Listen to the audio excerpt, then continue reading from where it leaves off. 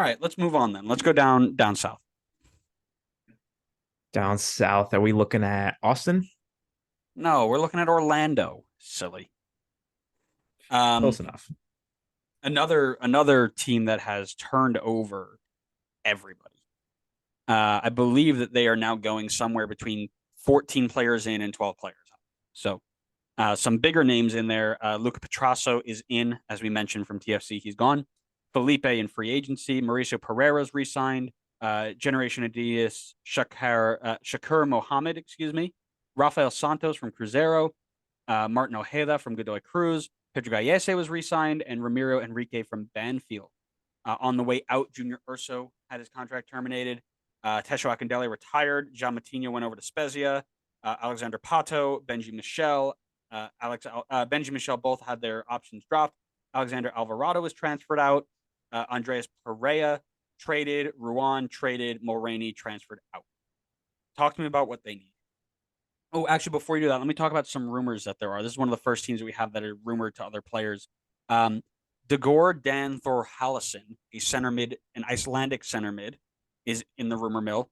Andreas Colorado, a Colombian defensive midfielder, and Mateo Baricia, a Uruguayan attacking midfielder, all under 26 years old, are in the rumor mill to also be part of Orlando's future. What else do they need?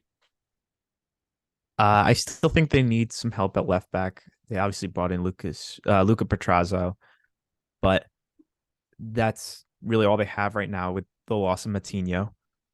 And then I'd like to see them build a little bit more on their center mid depth because on roster right now it looks like they got Arujo, they got Cartagena, and Felipe Martins, and that's about it. So it's kind of it reminds me a little bit of Toronto and that they really only got three midfielders right now. So I'd like to see them build a little bit on that depth. I think the starting 11 is definitely super strong.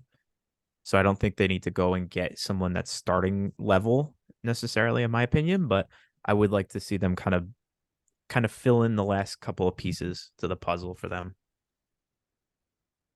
Yeah, I agree with you. I think left back depth, center mid depth are two big things. Like I said, the rumors of those three players, but all of them are central midfielders, so that's a good address.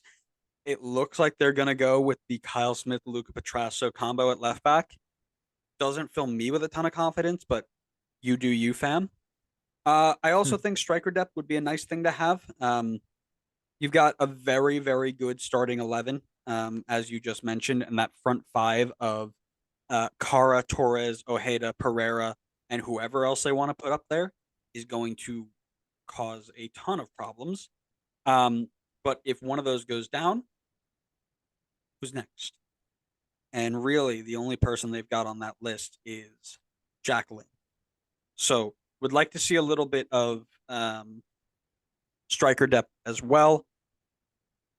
You do have, I thought you had Nico Giacchini. Did he leave? He's at St. Louis now. Yes, he is. That's right. He was taking the expansion draft. Um, so yeah, like I said, the it's all depth. You're totally right. I've got them at a B minus right now. They did lose a lot of players, but they've brought in equal or greater value players. Um, and it's really about how they're going to mix in with Champions League now. They're a Champions League team. They won Open Cup.